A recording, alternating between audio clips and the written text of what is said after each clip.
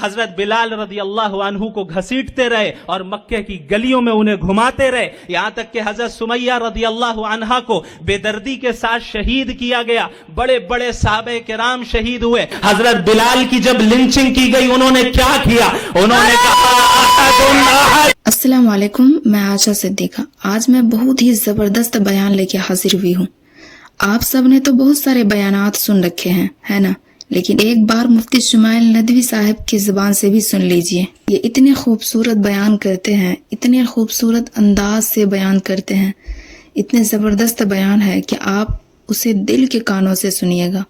دل سے سننے سے نا ہر بات دل پہ اثر کرتی ہے، دل کو سکون ملتا ہے، ایمان تازہ ہو جاتا ہے ایسے ایسے بیانات سن کے۔ خیر، آج میں آپ سب سے زیادہ باتیں نہیں کروں گی اور نہ ہی اینڈ میں کر پاؤں گی، کیونکہ ویڈیو خود اتنی لمبی ہے۔ آپ سب کا زیادہ وقت نہ لیتے ہوئے ویڈیو کو شروع کرتے ہیں۔ الحمد للہ علی احسانہ والشکر له علی توفیقہ وامتنانہ وصلی اللہ وسلم علی خاتم النبیین وامام المرسلین سیدنا محمد بن عبد اللہ الامین وعلى آله الطيبين وأصحابه الغر الميامين ما اتصلت عين بنظر ووعت أذن بخبر وسلم تسليما كثيرا كثيرا أما بعد فأعوذ بالله من الشيطان الرجيم بسم الله الرحمن الرحيم يا أيها المدثر قم فأنذر وربك فكبر وثيابك فطهر والرجز فاهجر ولا تمنن تستكثر ولربك فاصبر صدق اللہ العظیم۔ حضرت آدم علیہ السلام کی تخلیق سے لے کر آج تک پوری کائنات میں دو طاقتوں کے درمیان کشمکش جاری ہے۔ ایک طاقت وہ ابلیسی اور شیطانی طاقت ہے جسے اللہ رب العالمین کے سامنے یہ چیلنج کیا اور یہ اعلان کیا کہ لَأُغْوِيَنَّهُمْ أَجْمَعِينَ، کہ میں ضرور بالضرور آپ کے بندوں کو گمراہ کر کے رہوں گا۔ اور دوسری طرف جو دوسری طاقت ہے وہ رحمانی طاقت ہے، اور یہ دو طاقتیں حضرت آدم علیہ السلام کی تخلیق کے بعد سے آج تک مختلف طرز میں، مختلف طریقوں میں، مختلف شکلوں میں ان دونوں طاقتوں کے درمیان کشمکش جاری رہی۔ اللہ رب العالمین نے فرمایا ان عبادی لیس لک علیہم سلطان الا من اتبعک من الغاوین وان جہنم لموعدہم اجمعین۔ جب شیطان نے یہ اعلان کیا کہ میں آپ کے بندوں کو گمراہ کروں گا تو اللہ رب العالمین نے بھی اس بات کا اعلان کر دیا کہ تمہارا کنٹرول میرے نیک بندوں پر نہیں ہو سکتا۔ میرے جو نیک بندے ہوں گے وہ میری اطاعت کریں گے، دین کے مطابق کام کریں گے اور شیطانی چالوں سے محفوظ رہیں گے۔ اگر تمہاری کوئی اتباع کرے گا تو وہ ہوگا جو خود گمراہ ہوگا اور اس کا ٹھکانہ تمہارے ساتھ جہنم ہے۔ شیطان نے اور شیطانی طاقتوں کے ایجنٹوں نے ہر زمانے میں نئے نئے فتنوں کو برپا کیا، جن فتنوں کے ذریعے انسانوں کو عقیدہ توحید سے پھیرنے کی کوشش کی گئی، انسانوں کو بت پرستی میں مبتلا کیا گیا، شرک میں مبتلا کیا گیا، توہم پرستی میں مبتلا کیا گیا، یہاں تک کہ انسانوں کو انسانیت پرستی میں مبتلا کیا گیا۔ اسی کے ساتھ ساتھ اللہ رب العالمین نے ہر زمانے میں ان فتنوں کا مقابلہ کرنے کے لیے رجال اللہ کو تیار کیا، اور انبیاء علیہم السلام کی شکل میں اپنے بندوں کو مبعوث فرمایا، اور ان انبیاء علیہم السلام کے ساتھ ایسے افراد کو کھڑا کیا جنہوں نے مل کر باطل کا مقابلہ کیا، اور باوجود اسباب کی قلت کے، باوجود تعداد کی قلت کے، باوجود سخت ترین آزمائشوں کے وہ عقیدہ توحید پر قائم رہے، اللہ کے دین پر قائم رہے، اللہ کے دین کی اطاعت کرنے والے رہے، اللہ اور انبیاء علیہم السلام کی فرما برداری کرنے والے رہے۔ ان کا نتیجہ کیا نکلا؟ ان کا نتیجہ یہ نکلا کہ اللہ نے انہیں اس دنیا میں بھی سرفراز کیا اور آخرت کی نعمتیں تو انہی کے لیے تیار کی گئی تھی۔ اگر آپ محمد الرسول اللہ صلی اللہ علیہ وسلم سے پہلے کی قوموں کو دیکھیں، اس امت مسلمہ سے پہلے کی قوموں کو دیکھیں، محمد الرسول اللہ صلی اللہ علیہ وسلم کی بعثت سے پہلے جو انبیاء علیہم السلام مبعوث ہوئے ان کی قوموں کو دیکھیں، ان کے ماننے والوں کو دیکھیں، اس زمانے کے موحدین کو دیکھیں، مومنین کو دیکھیں، مسلمین کو دیکھیں، تو آپ یہ پائیں گے کہ انہوں نے اس دین کی اطاعت کے لیے اور اس دین کی اشاعت کے لیے ہر طرح کی قربانی دی اور ہر طرح کے چیلنجز کا اپنی استطاعت کے بقدر مقابلہ کیا۔ آپ اصحاب کہف کا واقعہ لے لیں، انہم فتیۃ آمنوا بربہم وزدناہم ہدی، وہ چند نوجوان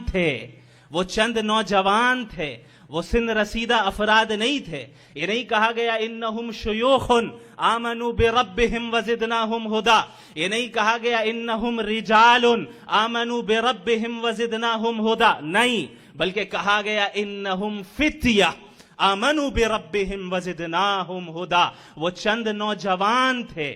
کیونکہ عموماً سن رسیدہ افراد جو ہوتے ہیں اپنے تجربات اور مفادات اور معاشرے کی رسم و رواج کی زنجیروں میں جکڑے ہوئے ہوتے ہیں، وہ عموماً انقلابی کام کی طرف آگے بڑھنے میں جھجکتے ہیں، ہچکچاتے ہیں، بہت سے تحفظات ہوتے ہیں۔ لیکن ان کے مقابلے میں جو نوجوان ہوتے ہیں، وہ افراد جو جواں سال نوخیز ہوتے ہیں، ان افراد کے سامنے ان کے اندر ایک الگ قسم کا جذبہ ہوتا ہے، ایک الگ نوعیت کی کیفیت ہوتی ہے، ایک الگ نوعیت کا جذبہ ہوتا ہے۔ وہ صالح دعوت کو اور جدید دعوت کو جلدی قبول کرنے کی صلاحیت رکھتے ہیں۔ یہ وہ افراد ہوتے ہیں جو تاریخ بدلنے کی استطاعت رکھتے ہیں، یہ وہ افراد ہوتے ہیں جو تاریخ رقم کرنے کی استطاعت رکھتے ہیں۔ اسی لیے اللہ رب العالمین نے ان نوجوانوں کا ذکر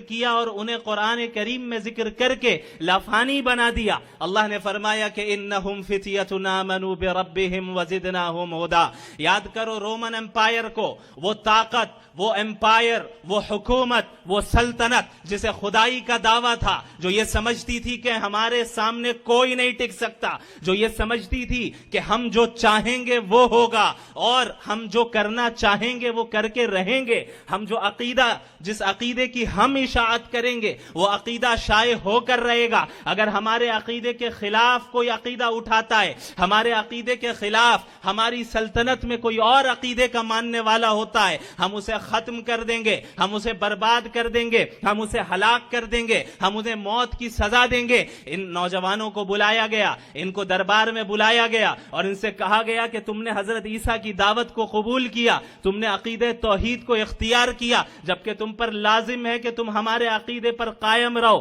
انہوں نے کیا کہا؟ وہ گھبرائے نہیں، وہ حالات کی سنگینی سے گھبرائے نہیں، وہ مصائب اور آزمائش سے خوف زدہ نہیں ہوئے، بلکہ ان کا ایمان اور مضبوط ہوا اور انہوں نے کہا ربنا رب السماوات والارض لن ندعو من دونه الها لقد قلنا اذا شططا۔ ہمارا رب وہ رب ہے جو آسمانوں کا بھی رب ہے، جو زمین کا بھی رب ہے، ہم ہرگز اس کے ساتھ کسی کو شریک نہیں ٹھہرائیں گے۔ یہ کہنا اور سننا بڑا آسان ہے، ذرا آپ امیجن کیجئے، تصور کیجئے کہ وہ رومی سلطنت جہاں پر کوئی عقیدہ توحید اختیار نہیں کر سکتا تھا، وقت کے بادشاہ کے دربار میں ان چند نوجوانوں کو جنہیں انگلیوں میں گنا جا سکتا ہے، انگلیوں پر گنا جا سکتا ہے، ان افراد کو جمع کیا گیا۔ انہیں معلوم ہے کہ اگر ہم نے ان کے عقیدے کا انکار کیا تو ہمارا انجام کیا ہوگا، لیکن اس کے باوجود یہ ہرگز اللہ کے دین اور عقیدہ توحید سے پیچھے نہیں ہٹے۔ انہوں نے کھل کر اعلان کیا، اپنے رب کی بڑائی بیان کی کہ ہم اپنے رب کو مانتے ہیں، ایک اللہ کو مانتے ہیں، تمہاری طاقت، تمہاری حکومت، تمہاری سلطنت ہمیں موت کے گھاٹ تو اتار سکتی ہے، لیکن ہمارے دل سے ہمارا ایمان نہیں چھین سکتی، ہمارے دل سے عقیدہ توحید کو نہیں چھین سکتی۔ ہم دین پر قائم رہیں گے، دنیا کی کوئی طاقت ہمارا کچھ نہیں بگاڑ سکتی، چونکہ ہم نے ایک اللہ کو مانا ہے، ایک رب کو مانا ہے، اور وہ رب ہے۔ عموماً حکومتوں کو یہ زوم ہوتا ہے کہ رب ہم ہیں، فرعون کو یہ زوم تھا کہ رب ہم ہیں، بس رومن امپائر کو، پرشین امپائر کو یہ زوم تھا کہ رب ہم ہیں. آج امریکہ اور اسرائیل کو یہ زوم ہے کہ رب ہم ہے. اللہ نے فرما دیا، ان کے زبانوں سے یہ الفاظ کہلوائے گئے، ربنا رب السماوات والارض، ہمارا رب وہ ہے جو آسمانوں کا بھی رب ہے، وہ زمین کا بھی رب ہے، اس کے سامنے کوئی خدا نہیں، اس کے برابر کوئی نہیں، اس سے آگے بڑھنا تو دور کی بات، اس کے برابر بھی کوئی نہیں. وَلَمْ يَكُنْ لَهُ كُفُوًا أَحَدٌ. اسی طرح دیگر انبیاء علیہم السلام کی قوموں نے اشاعت دین کے لیے جد و جہد کی، اشاعت دین کے خاطر ہر طرح کی قربانیاں دی. آپ حضرت نوح علیہ السلام کو لیں، حضرت ابراہیم علیہ السلام کو لیں، پوری زندگی آزمائشوں میں گزری، تب جا کر یہ مقام ملا کہ انی جاعلک للناس اماما، کہ اے ابراہیم ہم تمہیں تمام انسانوں کے لیے امام بناتے ہیں، تم امامت کے منصب پر فائز ہو. یہ یوں ہی یہ امامت نہیں مل گئی، یہ منصب یوں ہی نہیں مل گیا، بلکہ یہ منصب ملا قربانیوں کو جھیلنے کے نتیجے میں، یہ منصب ملا استقامت سے دین پر قائم رہنے کے نتیجے میں، یہ منصب ملا اللہ کی اطاعت کرنے کے نتیجے میں، یہ منصب ملا اللہ کے احکامات کو اپنے نفسانی خواہشات پر ترجیح دینے کے نتیجے میں. یہ وہ مقام و مرتبہ حضرت ابراہیم کو حاصل ہوا. اسی کے ساتھ ساتھ اس کے بعد بھی جو قومیں آئیں، بنی اسرائیل میں وہ افراد جو مومنین تھے، موحدین تھے، حضرت موسیٰ کے ماننے والے تھے، حضرت عیسیٰ کے ماننے والے تھے، اور بنی اسرائیل کے دیگر انبیاء علیہم السلام کے ماننے والے تھے. ان کے واقعات بھی محمد الرسول اللہ صلی اللہ علیہ وسلم نے بیان کیے. آپ ذرا غور کریں اور موجودہ زمانے اور خصوصاً ہمارے ملک کے حالات کے سے کمپیئر کریں، تقابل کریں، اور آپ دیکھیں کہ ہمارے حالات اتنے سنگین ہو گئے ہیں. جن سنگین حالات سے انبیاء گزرے، جن سنگین حالات سے صحابہ کرام گزرے، اللہ کے نبی صلی اللہ علیہ وعلی آلہ وصحبہ وسلم نے فرمایا کہ تم سے پچھلی قوموں کے موحدین اور مومنین کو آرے کے ذریعے ان کے جسم کو چیر دیا جاتا اور کاٹ دیا جاتا، لیکن پھر بھی یہ چیز انہیں توحید کی نعمت سے پیچھے ہٹنے نہیں دیتی، پھر بھی یہ چیز انہیں عقیدہ توحید سے پیچھے نہیں ہٹاتی. آپ صلی اللہ علیہ وسلم نے فرمایا کہ لوہے کی کنگھیوں کے ذریعے ان کے گوشت کو نوچا جاتا، یہاں تک کہ ان کے گوشت کو ان کی ہڈیوں سے الگ کر دیا جاتا، پھر بھی وہ توحید پر قائم رہے، پھر بھی وہ دین پر قائم رہے. وہ اس دنیا کی مصیبتوں سے گھبرائے نہیں، اس دنیا کی آزمائشوں سے گھبرائے نہیں، بلکہ استقامت کے ساتھ قائم رہے. یہاں تک کہ خود محمد الرسول اللہ صلی اللہ علیہ وعلی آلہ وصحبہ وسلم کی ذات وہ ذات ہے جنہیں اس دین کے خاطر سب سے زیادہ تکلیف پہنچائی گئی. تمام انبیاء علیہم السلام میں اگر سب سے زیادہ تکلیف اس دین کے راستے میں کسی نبی کو پہنچائی گئی تو وہ محمد الرسول اللہ صلی اللہ علیہ وسلم کی ذات ہے. آپ صلی اللہ علیہ وسلم نے مختلف آزمائشوں کو جھیلا. کیا آپ لوگوں نے رسول اللہ صلی اللہ علیہ وسلم کی سیرت کو نہیں پڑھا؟ کیا آپ نے ان کی مکی زندگی کا مطالعہ نہیں کیا کہ کس طریقے سے آپ صلی اللہ علیہ وسلم کو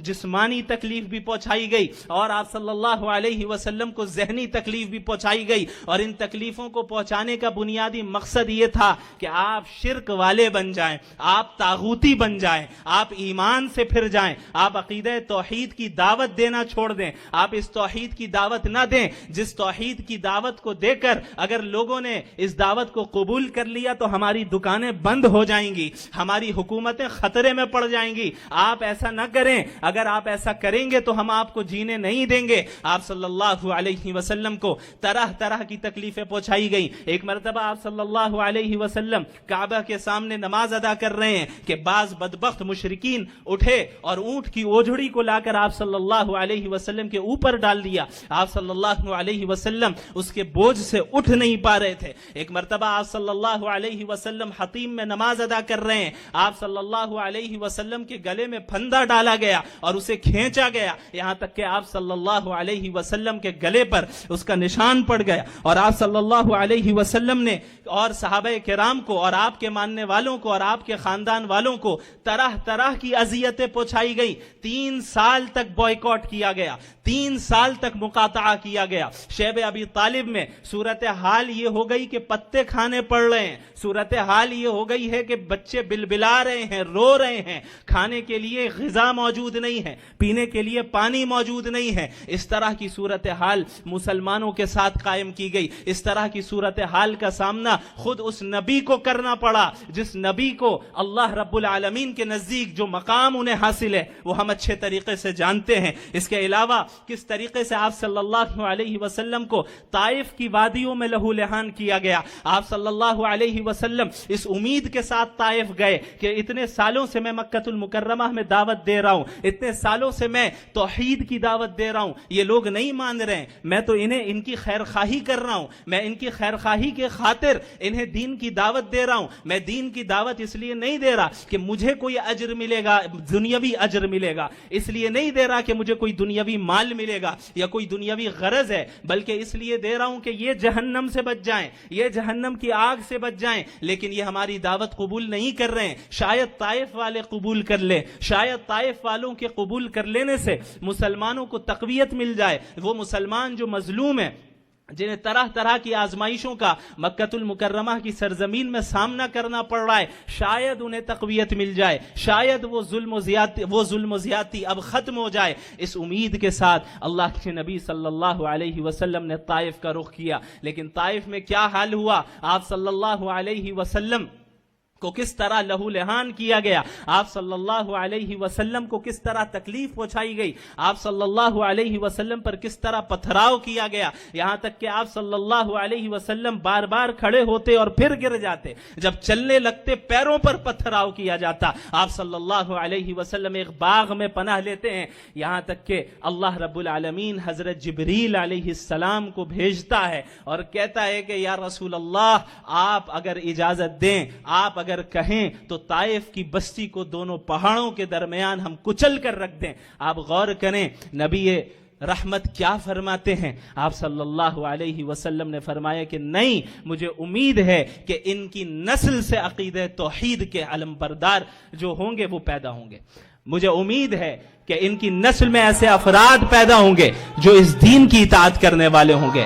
یہ وہ جذبہ داعیانہ جذبہ ہے، یہ وہ صفت ہے جو داعیانہ صفت ہے۔ ایک داعی مخالف نہیں ہوتا، ایک داعی مشرکین کے معاملے میں اس نوعیت سے اور اس ناحیے سے ہمدرد ہوتا ہے کہ ہم کیسے انہیں شرک سے بچا لیں، ہم کیسے انہیں شرک سے بچا لیں، ہم کیسے انہیں جہنم کی آگ سے بچا لیں۔ ایک داعی وہ داروغہ بنا کر نہیں بھیجا جاتا، ایک داعی رحم کا معاملہ کرتا ہے۔ اور یاد رکھیں یہ جو آیت میں نے آپ کے سامنے پڑھی، یا ایھا المدثر قم فانذر، اے لحاف میں لپٹنے والے کھڑے ہو جائیں اور اللہ کے عذاب سے لوگوں کو ڈرائیں۔ یہاں ڈرانے کے لیے انذار کا لفظ استعمال کیا گیا، جبکہ عربی زبان میں ڈرانے کے لیے مختلف الفاظ استعمال کیے جا سکتے تھے اور مختلف الفاظ اختیار کیے جاتے ہیں۔ مثلا تخویف کا لفظ استعمال کیا جا سکتا تھا، لیکن اللہ نے انذار کا لفظ استعمال کیا۔ مفسرین یہاں پر یہ نقطہ بیان کرتے ہیں، انذار اس ڈرانے کو کہتے ہیں جو محبت اور شفقت پر مبنی ہو، انذار اس ڈرانے کو کہتے ہیں جو ہمدردی پر مبنی ہو۔ مثال کے طور پر اگر کوئی بچہ جو نادان بچہ ہے وہ آگ کی طرف لپکتا جا رہا ہے تو اس کے ماں باپ اسے آگ میں جلنے سے ڈراتے ہیں، وہ ڈراتے ہیں کہ بھئی اگر تم آگ کے قریب چلے گئے تو جل جاؤ گے، نقصان پہنچے گا۔ تو یہ ڈرانا کس بنیاد پر ہوتا ہے؟ یہ ڈرانا محبت اور شفقت کی بنیاد پر ہوتا ہے۔ یاد رکھیں یہی وہ صفات ہیں جو صحابہ کرام نے اختیار کی، یہ وہ صفات ہیں جن کو اختیار کرنے کی تلقین محمد الرسول اللہ صلی اللہ علیہ وسلم نے کی، اور ان صفات کے حاملین نے عرب و عجم میں ہر جگہ عقیدہ توحید کو عام کیا، اعلاء کلمت اللہ کا کام انجام دیا۔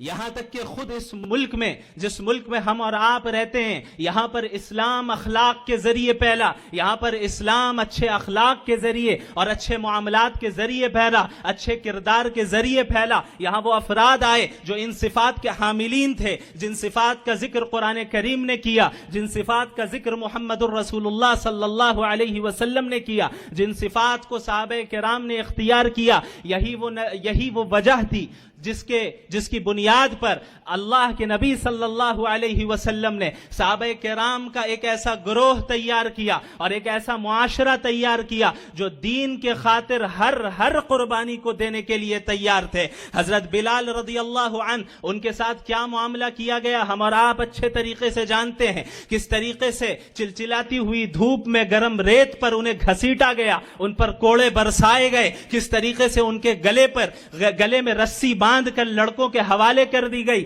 اور ان لڑکوں نے اس رسی کو کھینچ کر حضرت بلال رضی اللہ عنہ کو گھسیٹتے رہے اور مکے کی گلیوں میں انہیں گھماتے رہے، یہاں تک کہ حضرت سمیہ رضی اللہ عنہا کو بے دردی کے ساتھ شہید کیا گیا۔ بڑے بڑے صحابہ کرام شہید ہوئے۔ حضرت بلال سے کہا جاتا کہ کہو یہ وہی صورت تھی جو لنچنگ آج کی جاتی ہے، جس طرح مسلمانوں کے ساتھ آج اس ملک میں لنچنگ ہوتی ہے، یہ کوئی نئی چیز نہیں ہے، یہ عہد نبوی میں پیش آئی ہے، اس سے پہلے بھی پیش آئی ہے، اسوہ اسی زندگی میں ہے۔ ہم معلوم کریں کہ اس کا مقابلہ ہم کیسے کریں۔ حضرت بلال کی جب لنچنگ کی گئی انہوں نے کیا کیا؟ انہوں نے کہا احد احد، انہوں نے کہا احد احد، تکبیر، تیرا میرا رشتہ کیا،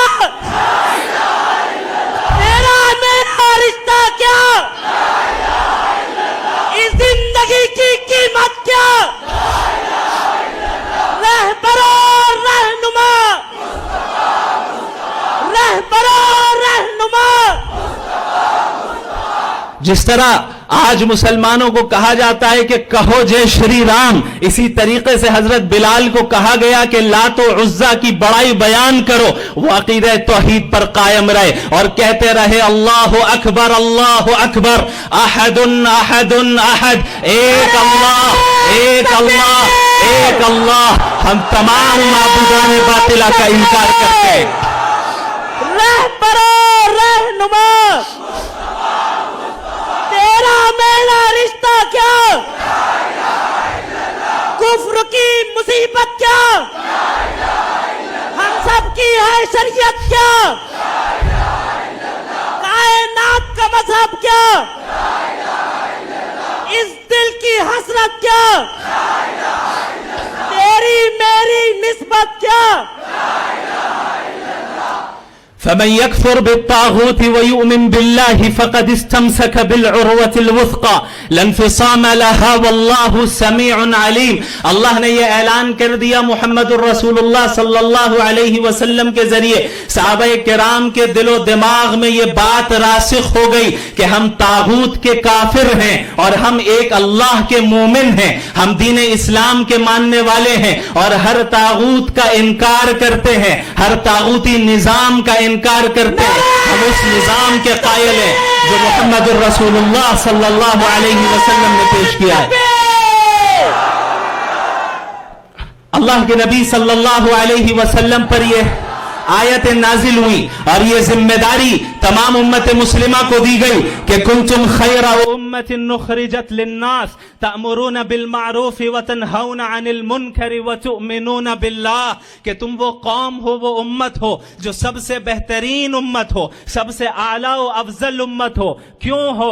تأمرون بالمعروف وتنہون عن المنکر، تم نیکیوں کا حکم دیتی ہو اور برائیوں سے روکتی ہو، وتؤمنون باللہ، اور تم وہ امت ہو جو ایک اللہ پر ایمان رکھتی ہو۔ اللہ کے نبی صلی اللہ علیہ وسلم کو اور مسلمانوں کو یہ ذمہ داری سونپی گئی کہ تمام انسانیت کو گمراہی سے نکالنا ہے، تمام انسانیت کو شرک و بت پرستی سے نکالنا ہے۔ اس دنیا میں آنے کا مقصد اللہ کی رضا حاصل کرنا ہے، اس دنیا میں آنے کا مقصد اپنی خواہشات پر عمل کرنا نہیں ہے، اس دنیا میں آنے کا مقصد دنیا کو بنانا، گھر بنگلے بنانا، گاڑی خریدنا اور اپنے بینک بیلنس کو بڑھاتے رہنا، یہ مقصد اصلی نہیں ہے. جائز طریقے سے اللہ دے دے تو نور علی نور, لیکن اگر اللہ نے ان چیزوں سے محروم رکھا ہے تو اسے حقیقی محرومی نہیں سمجھنا ہے, چونکہ حقیقی محرومی تو وہ ہے جو ایمان سے محروم ہو جائے. حقیقی محرومی وہ ہے جو محمد الرسول اللہ صلی اللہ علیہ وسلم کی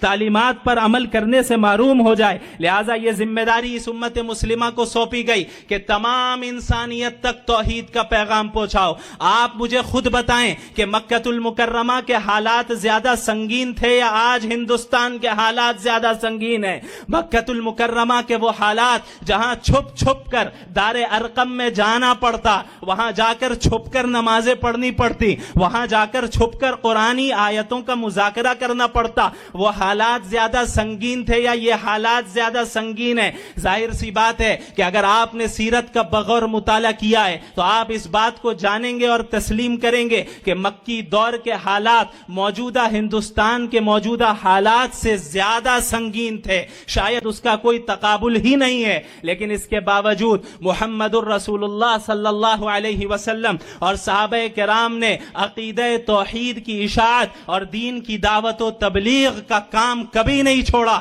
اصول دین میں کبھی کوئی کمپرومائز نہیں کیا. کیا بات ہے کہ آج ہمارے درمیان ایسے لوگ اٹھتے ہیں جو ایسی باتیں کرتے ہیں کہ ابھی عقیدہ توحید کی دعوت نہ دیں, حالات اچھے نہیں ہیں. کیا بات ہے کہ ایسے لوگ اٹھتے ہیں جو کہتے ہیں کہ بھئی اس ملک میں سیکولر لبرل بن کر رہنا پڑے گا. تم کھل کر کہہ دو کہ اسلام اس ملک کے لیے نہیں آیا. اگر تم یہ کہو گے تم کافر ہوگے, تم دائرہ اسلام سے نکل جاؤ گے. اور اگر تم مانتے ہو کہ یہ دین اسلام ہر زمان و مکان کے لیے, تو کہو کہ اس ملک میں بھی اللہ کا نظام آئے گا.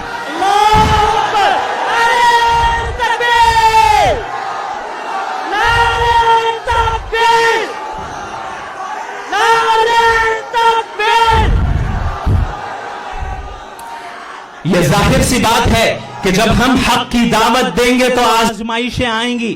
اگر تم یہ سمجھتے ہو کہ تم حق کی دعوت دو گے اور ناز و نعم میں پلو گے تو تم جان لو تم نبی کے منہج پر نہیں ہو. اللہ کے نبی صلی اللہ علیہ وسلم نے فرمایا, اشد الناس بلاء الانبیاء ثم الامثل فالامثل. سب سے زیادہ آزمائش اگر کسی کو آتی ہے تو انبیاء علیہم الصلاۃ والسلام کو آتی ہے. پھر اس کے بعد دین کے اعتبار سے, اعمال صالحہ کے اعتبار سے جو ان کے قریب تر ہوتا ہے ان پر آزمائشیں آتی ہیں. اور یہی وجہ ہے کہ جہاں اللہ نے یہ حکم دیا کہ وَتَوَاصَوْا بِالْحَقِّ, جہاں تواسی بالحق کا حکم ہوا کہ تم لوگوں کو حق کی دعوت دو, عقیدہ توحید کی دعوت دو, یہ اعلان کرو کہ یہ زمین اللہ کی ہے, یہ کائنات اللہ کی ہے, اس کائنات کا نظام بھی اللہ کے احکامات کے مطابق چلے گا. تو ظاہر ہے ایسی تکلیفیں آئیں گی, آزمائشوں کا سامنا کرنا پڑے گا, مصیبتوں کا سامنا کرنا پڑے گا. اور اب جب مصیبتیں آئیں گی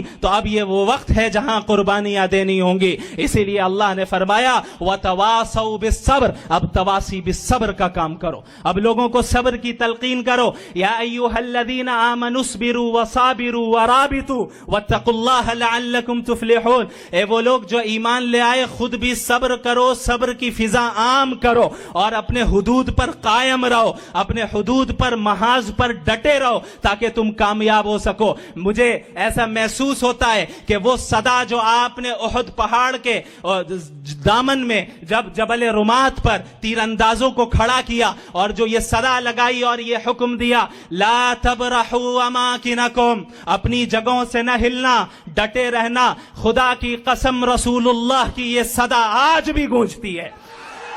رسول اللہ صلی اللہ علیہ وسلم کی یہ صدا لا تبرحوا اماکنکم, اپنے جگہوں پر قائم رہنا, اپنے محاذ پر ڈٹے رہنا. حالات جتنے سنگین ہو جائیں, حالات جتنے مخالف ہو جائیں, کبھی دین کا کام نہ چھوڑنا یہاں تک کہ موت آ جائے. وَاعْبُدْ رَبَّكَ حَتَّى يَأْتِيَكَ الْيَقِينُ, اس وقت تک اللہ کے دین کو مانتے رہو, اس وقت تک اللہ کی عبادت کرتے رہو یہاں تک کہ تمہیں موت آ جائے. اور اسی کو ہم دیکھتے ہیں اللہ کے نبی صلی اللہ علیہ وسلم کی سیرت میں. غزوہ خندق کے موقع پر جو ایمانی کیفیت کا مظاہرہ ہوا شاید ہی کسی اور غزوے غزوے میں اس معیار کا مظاہرہ ہوا ہو. غزوہ خندق کا کیا عالم ہے. غزوہ خندق میں عرب کے قبائل، یہود، مشرکین، قبیلہ غطفان اور دیگر قبائل مل کر سب امنڈ آئے ہیں مدینہ المنورہ پر چڑھائی کرنے کے لیے. سب امنڈ آئے ہیں اسلام اور مسلمانوں کو ختم کرنے کے لیے.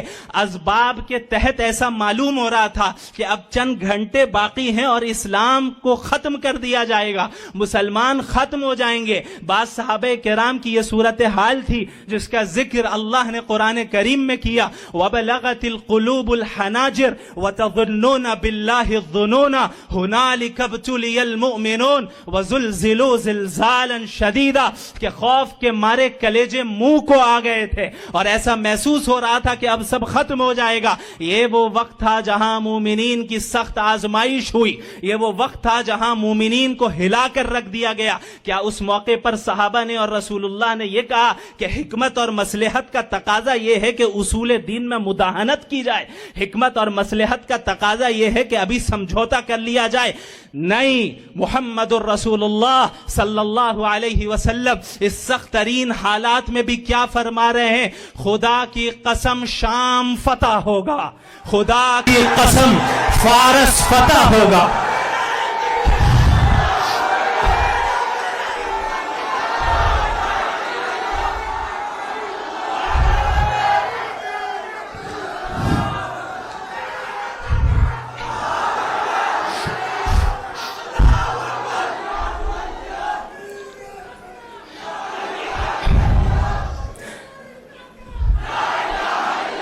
یہ وہ ایمانی کیفیت تھی جس کا اظہار رسول اللہ صلی اللہ علیہ وسلم نے کیا، اور رسول اللہ صلی اللہ علیہ وسلم کی صحبت کے نتیجے میں اور اس کی برکت کے نتیجے میں صحابہ کرام کے دلوں میں اس ایمانی کیفیت کو رکھ دیا گیا. اور یہی وہ ایمانی کیفیت ہے جو ہر زمانے میں امت کے مجددین و مصلحین و مجاہدین کے دلوں میں منتقل ہوتی رہی کہ ہر زمانے میں اعلاء کلمت اللہ کے لیے جد و جہد کی گئی، ہر زمانے میں توحید کی دعوت کو عام کیا گیا، چاہے حالات جتنے بھی سنگین کیوں نہ رہے. اللہ کے نبی صلی اللہ علیہ وسلم اور صحابہ کرام نے جب مکہ المکرمہ میں دین کی دعوت دی تو ایسا نہیں ہوا کہ انہیں تکلیفوں کا سامنا نہیں کرنا پڑا، ایسا نہیں ہوا کہ انہیں فطری خوف کا سامنا نہیں کرنا پڑا. قرآن کریم اس فطری خوف کا ذکر کرتا ہے. وَاذْكُرُوا اِذْ أَنْتُمْ قَلِيلٌ مُسْتَضْعَفُونَ فِي الْأَرْضِ تَخَافُونَ أَنْ يَتَخَطَّفَكُمُ النَّاسُ فَآوَاكُمْ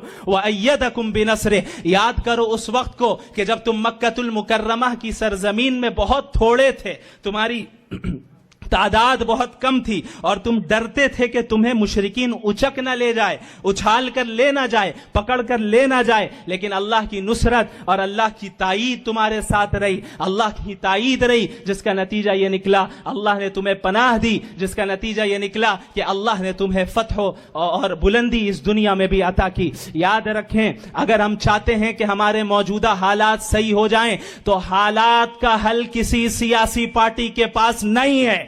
حالات کا حل اطاعت دین میں ہے، حالات کا حل اقامت دین میں ہے، حالات کا حل اتباع سنت نبوی میں ہے. یاد رکھیں، اس ملک میں ہمارا اپروچ غلط رہا، ہم نے غلط اپروچ اختیار کیا. ہم یہ کہتے پھرتے رہے کہ ہمارا وطن ہمارے دین سے زیادہ مقدس ہے. ہم نے یہ اعتراف کیا کہ سیکولر نظام ہمارے نظام سے زیادہ مقدس ہے. ہم کفریہ الفاظ کہتے رہے، ہم ایسے الفاظ اور ایسے جملے اپنی زبان سے نکالتے رہے کہ فلاں دربار سے جو فیصلہ ہو جائے گا ہم خاموشی سے تسلیم کر لیں گے. کیا فلاں دربار اگر شریعت کے خلاف حکم دے کیا تم تسلیم کرو گے؟ کیا تم تسلیم کرو گے؟ یاد رکھو، وَمَا كَانَ لِمُؤْمِنٍ وَلَا مُؤْمِنَةٍ إِذَا قَضَى اللَّهُ وَرَسُولُهُ أَمْرًا أَن يَكُونَ لَهُمُ الْخِيَرَةُ مِنْ أَمْرِهِمْ. کسی بھی مومن مرد اور مومن عورت کے لیے یہ جائز نہیں ہے، یہ گنجائش نہیں ہے کہ اگر اللہ نے کسی معاملے میں کوئی فیصلہ کر دیا تو اب اللہ کو چھوڑ کر غیر اللہ کو حکم بنائیں. یہ جائز نہیں ہے کہ اللہ کو چھوڑ کر، اللہ کے فیصلے کو چھوڑ کر اپنے من پسند خواہش خواہشات پر مبنی فیصلوں پر جو ہے اعتماد کرے اور اس کی اتباع کرے۔ یاد رکھو اے مسلمانوں، اس وقت پوری دنیا میں جو صورتحال قائم ہے عمومی طور پر، اور اس ملک میں خصوصاً جو مسلمانوں کی تنزلی کا حال ہے، جس پستی اور انحطاط میں ہم جا رہے ہیں، اس کا حل صرف اللہ کی رسی کو مضبوطی سے تھامنے میں ہے، اس کا حل اتحاد میں ہے۔ ہٹاؤ علاقائی عصبیت کو، دفع کرو مسلکی اور جماعتی تعصب کو، فرقہ وارانہ عصبیتوں کو ختم کرو، کلمہ توحید پہ متحد ہو۔ کم از کم وہ باطل جو متفق علیہ باطل ہے، تم جانتے ہو کہ وہ باطل ہر فرقے کا دشمن ہے، ہر جماعت کا دشمن ہے، ہر مسلک کا دشمن ہے، کم از کم اس کے مقابلے میں متحد تو ہو جاؤ۔ وَأَطِيعُوا اللَّهَ وَرَسُولَهُ وَلَا تَنَازَعُوا فَتَفْشَلُوا وَتَذْهَبَ رِيحُكُمْ وَاصْبِرُوا۔ اللہ اور اس کے رسول کی اطاعت کرو اور آپس میں تفرقہ نہ ڈالنا، آپس میں لڑائیوں میں اور جھگڑوں میں نہ پڑ جانا، آپس میں فرقوں میں نہ پڑ جانا، ورنہ ہوگا یہ کہ دشمن کے سامنے تمہاری ہوا اکھڑ جائے گی، تم قائم نہیں رہ پاؤ گے، استقامت کے ساتھ ڈٹ نہیں پاؤ گے، تم مقابلہ نہیں کر پاؤ گے۔ لہٰذا اس بات کو یاد رکھو، ہماری اصل کامیابی اتحاد میں ہے اور اللہ کے دین کی اطاعت میں ہے، چاہے حالات کتنے ہی سنگین کیوں نہ ہو جائے، چاہے حالات کتنے ہی سنگین کیوں نہ ہو جائے۔ جس زمانے میں ہم ہیں، میں یقین کے ساتھ کہہ سکتا ہوں کہ اللہ کے نبی صلی اللہ علیہ وسلم نے اسی زمانے کے متعلق یہ پیشن گوئی فرمائی تھی۔ آپ صلی اللہ علیہ وسلم نے فرمایا کہ ایک زمانہ آئے گا کہ جب امت مسلمہ پر چاروں طرف سے تمام قومیں اس طرح ٹوٹ پڑیں گی جس طرح کھانے کے برتن پر چاروں طرف سے کھانے والے ٹوٹ پڑتے ہیں۔ صحابہ کرام کو تعجب ہوا کہ یا رسول اللہ، کیا ہماری تعداد اتنی کم ہوگی؟ آپ ذرا غور کریں صحابی رسول کے سوال پر، یہ بات ان کے تصور میں بھی نہیں تھی کہ دین سے پھرے ہوئے ہوں گے۔ انہوں نے سوچا کہ بھئی دنیا دارالاسباب ہے، تو ہو سکتا ہے اسباب کے تحت ہماری تعداد کم ہوگی، اسی لیے اللہ کے نبی صلی اللہ علیہ وسلم سے پوچھا یا رسول اللہ، کیا ہماری تعداد اتنی کم ہوگی؟ آپ صلی اللہ علیہ وسلم نے فرمایا کہ نہیں، تمہاری تعداد بہت ہوگی، لیکن تم سمندر کے جھاگ کی طرح ہوگے، اس کے مانند ہوگے، اور تمہارے دلوں میں اللہ وہن ڈال دے گا۔ صحابہ کرام نے پوچھا یا رسول اللہ، یہ وہن کیا ہے؟ آپ صلی اللہ علیہ وسلم نے فرمایا حب الدنیا وکراہیت الموت، دنیا کی محبت اور موت کا ڈر۔ یہ دو بیماریاں ایسی ہیں جس کی نشاندہی آپ صلی اللہ علیہ وسلم نے خود فرما دی۔ آپ صلی اللہ علیہ وسلم نے صاف صاف بیان کر دیا کہ کن دو بیماریوں کے نتیجے میں امت کا یہ حال ہوگا، اور بیماریوں کی طرف اشارہ کرنے کا مقصد اس کے علاج کو بتانا ہے۔ لہٰذا اگر تمہیں ترقی واپس چاہیے، عروج واپس چاہیے، تمہیں پستی سے بلندی کی طرف واپس جانا ہے، تو ان دو بیماریوں کو اپنے دلوں سے نکالو، دنیا کی محبت کو اپنے دل سے نکالو، اور اس کے لیے اس حدیث کو اپنے پیش نظر رکھو۔ آپ صلی اللہ علیہ وسلم نے فرمایا کن فی الدنیا کأنک غریب او عابر سبیل، اس دنیا میں اس طرح زندگی گزارو کہ گویا تم پردیسی ہو یا یہ کہ تم مسافر ہو۔ ایک مسافر جتنی لگژریت سفر کرے اس سے فرق نہیں پڑتا، اس کی نگاہ اپنی منزل کے طرف ہوتی ہے، وہ اپنے سفر میں قناعت کرتا ہے، جو کچھ نعمتیں ملتی ہیں اس پہ صبر کرتا ہے، چونکہ اسے معلوم ہے کہ میری منزل یہ نہیں ہے، میری منزل تو میرا گھر ہے، جہاں مجھے جانا ہے وہاں جا کر زیادہ آرام ملنا ہے،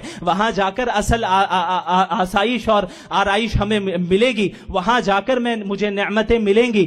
تو اسی طرح اس دنیا میں بھی زندگی گزارو کہ اس دنیا میں اللہ نے تمہیں حلال اور جائز طریقے سے جتنا کچھ دے دیا اس پہ قناعت کرو اور اپنی منزل کو پہچانو۔ تمہاری منزل یہ دنیا نہیں ہے، تمہاری منزل جنت ہے، وہ جنت ہے جس کے متعلق اللہ کے نبی صلی اللہ علیہ وسلم نے فرمایا ما لا عین رأت ولا اذن سمعت ولا خطر علی قلب بشر، یہ ایسی جگہ ہے جسے کسی آنکھ نے دیکھا تک نہیں، جسے کسی کان نے سنا تک نہیں، اور کسی انسان کے امیجنیشن میں بھی جنت نہیں آئی۔ آپ کچھ بھی سوچ لیں, جتنی لگژریس لائف کو آپ امیجن کر سکتے ہیں کر لیں, جنت اس سے بھی اعلیٰ ہے. انسان کی امیجنیشن اور انسان کی عقل کی جو لمیٹیشن ہے وہ اس کے باہر کی چیز ہے. یہ جو قرآن میں الفاظ بیان کیے گئے کہ نہریں ہوں گی اور باغات ہوں گے, دودھ کی نہر, شہد کی نہر, یہ تو وہ الفاظ اختیار کیے گئے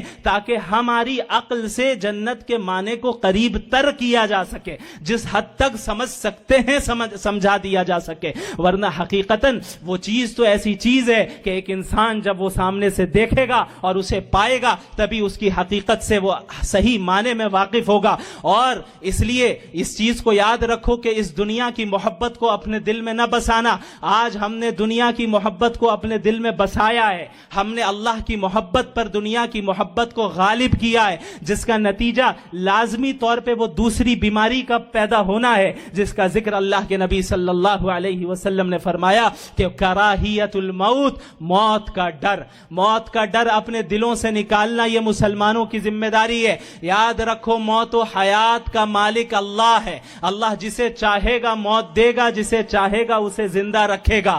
کوئی کسی طاقت کے اندر یہ کسی کے اندر اتنی استطاعت نہیں ہے کہ اللہ کی تقدیر سے ہٹ کر, اللہ کے فیصلے سے ہٹ کر کسی کو زندگی دے دے یا کسی کو موت دے دے. موت کا ڈر صحابہ کرام کے اندر نہیں تھا. حضرت خبیب کے ساتھ کیا معاملہ ہوا, کس طریقے سے انہیں جب قتل کیا جا رہا تھا, شہید کیا جا رہا تھا, کس طرح کے الفاظ انہوں نے کہے, دیگر صحابہ کرام نے کس طرح کے الفاظ کہے. جب غزوہ احد کے موقع پر یہ بات پھیلی اور افواہ اڑی کہ محمد الرسول اللہ صلی اللہ علیہ وسلم شہید ہو گئے, بعض صحابہ کرام سر پکڑ کر بیٹھ گئے کہ ہم رسول اللہ کی حفاظت نہ کر سکے, اللہ کے نبی اس دنیا سے رخصت ہو گئے. دیگر صحابہ کرام قریب سے گزرے کہ بھائی تم کیوں بیٹھے ہو, جس دین کے لیے رسول اللہ قربان ہوئے, جس دین کے لیے انہوں نے قربانی دی, اسی دین کے خاطر ہم بھی قربانی دیں. خدا کی قسم احد کی جانب سے مجھے جنت کی خوشبو آ رہی ہے. وہ آگے بڑھے اور شہید ہوئے. کس طریقے سے صحابہ کرام کے دلوں میں کسی طاقت کا, کسی حاکم کا, کسی حکومت کا, کسی سلطنت کا کوئی ڈر نہیں تھا. حضرت ربعی بن عامر رضی اللہ عنہ نے کس طرح رستم کے دربار میں دو ٹوک انداز میں یہ کہا کہ ہم وہ قوم ہے جسے اللہ نے بھیجا ہے, لنخرج من شاء من عباده من عبادة العباد الى عبادة الله وحده ومن ضيق الدنيا الى سعتها ومن جور الاديان الى عدل الاسلام, کہ ہم وہ قوم ہے جسے اللہ نے بندوں کو بندوں کی بندگی سے نکال کر ایک اللہ کی بندگی تک لے جانے کے لیے بھیجا ہے, اس دنیا کی تنگی سے نکال کر اس کی وسعت کی طرف لے جانے کے لیے بھیجا ہے, اور تمام ادیان کی ظلم و زیادتی سے نکال کر اسلام کے عدل و انصاف کی طرف لانے کے لیے بھیجا ہے. لہذا زیادہ لاگ لپیٹ والی باتیں نہ کیا کریں, توحید پر قائم رہے. اور اللہ کے نبی نے جو حکم دیا, اللہ نے جو حکم دیا, قولوا قولا سدیدا, دو ٹوک بات کرو, لاگ لپیٹ والی بات نہ کرو. جب مسئلہ اصول دین کا آئے گا کوئی کمپرومائز نہیں ہوگا, جب مسئلہ عقیدہ توحید کا آئے گا کوئی کمپرومائز نہیں ہوگا. کوئی سمجھوتا اصول دین میں رسول اللہ سے ثابت نہیں ہے, کوئی سمجھوتا اصول دین میں اور عقائد, بنیادی عقائد میں صحابہ کرام اور سلف صالحین کے منہج سے ثابت نہیں ہے, چاہے اس کام کے لیے ہمیں اپنی جانیں کیوں نہ قربان کرنی پڑے. لہٰذا موت کا ڈر اور دنیا کی محبت نکالو. یہ ڈر نکالو کہ تمہیں کوئی مار دے گا, یہ ڈر نکالو کہ تمہیں جیلوں میں ڈال دیا جائے گا. تم یاد رکھو تمہارے لیے یہ دنیا قید خانہ ہے. الدنیا سجن المومن و جنت الکافر. ایک اللہ کے انکار کرنے والوں کے لیے تو جنت ہے, لیکن مومنین کے لیے قید خانہ ہے. حقیقی زندگی آخرت کی زندگی ہے. لہٰذا اس مجلس سے یہ عزم کر کے اٹھیں کہ ہم کبھی اصول دین میں کوئی کمپرومائز نہیں کریں گے, اور اپنے اندر داعیانہ کردار پیدا کریں گے. جس دعوت کے مشن کو لے کر انبیاء آگے بڑھے, جس دعوت کی مشن کو لے کر محمد الرسول اللہ صلی صلی اللہ علیہ وسلم نے تمام تر قربانیاں دی، اور پھر جس مشن کو لے کر صحابہ پورے دنیا میں پھیلے، جس طریقے سے سلف صالحین نے اس مشن کو آگے بڑھایا، آج ہماری یہ ذمہ داری ہے کہ ہم اگلی صدی تک اس مشن کو پھیلائیں اور اگلی صدی میں ایسی نسل کو تیار کریں جو اور آگے کی صدی تک اس مشن کو پھیلائے، یہاں تک کہ اس دین کو مکمل غلبہ حاصل ہو جائے، اور خدا کی قسم یہ دین غالب آ کر رہے گا۔ اس دین کو غالب آنا یقینی ہے، اس دین کا غلبہ، اور یہ اللہ نے خود مقدر کیا ہے۔ اللہ نے فرمایا کہ اللہ نے اس دین کو بھیجا ہے لِيُظْهِرَهُ عَلَى الدِّينِ كُلِّهِ، تاکہ تمام ادیان پر غالب آ جائے، دلائل کے ذریعے بھی غالب آ جائے، عملی طور پر بھی غالب آ جائے۔ اللہ رب العالمین ہم سب کو حقیقی معنی میں مومن اور مسلم ہونے کی توفیق عطا فرمائے، حقیقی معنی میں انبیاء علیہم السلام کی پیروی کرنے والا بنائے، حقیقی معنی میں ہمارے دلوں میں اپنی محبت داخل کرے، ہمارے دلوں سے موت کا ڈر اور دنیا کی محبت نکالے، اور ہمیں دین کی اشاعت کی اور دین کی دعوت کی ہمارے اندر توفیق دے، تاکہ تمام اقوام عالم تک اور اس ملک کی اکثریت تک ہم توحید کا پیغام پہنچائیں۔ وہ بھی ایک اعتبار سے ہمارے بھائی ہیں، وہ بھی آدم کی اولاد ہیں، ہم ان کے خیر خواہ ہیں، ہم ان کے دشمن نہیں ہیں۔ اگر ہم مشرکین کے دشمن ہوتے تو ہم کبھی انہیں توحید کی دعوت نہ دیتے، ہم تو یہ چاہتے ہیں کہ وہ مریں اور جائے جہنم میں۔ دشمن کے تعلق سے انسان یہی چاہتا ہے کہ وہ عذاب میں مبتلا ہو، لیکن دین اسلام کا اس بات کی تلقین کرنا کہ مشرکین تک عقیدہ توحید کی دعوت پہنچائی جائے، یہ اس بات کی دلیل ہے کہ ہم ہمدردی کی بنیاد پہ ایسا کرتے ہیں، ہم چاہتے ہیں کہ وہ بھی ہمارے ساتھ جنت میں جائیں۔ یہ بات انہیں حکمت کے ساتھ اور بصیرت کے ساتھ سمجھانے کی ضرورت ہے۔ اللہ رب العالمین ہم سب کو کہنے سننے سے زیادہ عمل کرنے کی توفیق عطا فرمائے۔ وآخر دعوانا ان الحمد للہ رب العالمین۔